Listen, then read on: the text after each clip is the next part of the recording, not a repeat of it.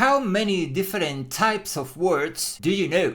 What? Excuse me, what kind of question is that? If you don't know the different types of words and how they work together, you will probably have more problems trying to produce grammatically correct sentences. You have to know all the different types of words and how they work together, how they combine. There are two big categories: open words versus closed words, or lexical words versus function or grammatical words. For lexical words, nouns and verbs, those are the ones you always want to understand. They're very important. Then we have two more lexical words: adjectives and adverbs. Adjectives modify nouns, whereas adverbs modify verbs. Those are your four lexical words or open words. On the other hand, we have the grammatical words: prepositions, pronouns, conjunctions, and determiners. Prepositions, pronouns, conjunctions, and determiners work together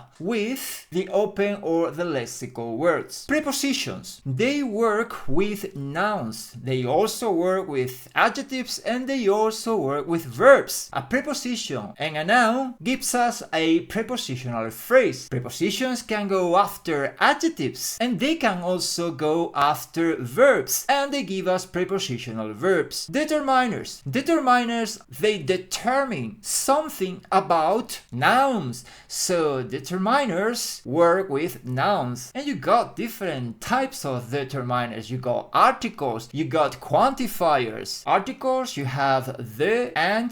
Quantifiers, you have much, many. Then you have conjunctions. Conjunctions are super important because they connect words, they connect sentences. And lastly, you have pronouns. Pronouns are also grammatical words, and they just replace nouns that have been mentioned before. Those are the 8 different types of words. Now you need to learn how they combine, articles or determiners with nouns to create bigger units of meaning.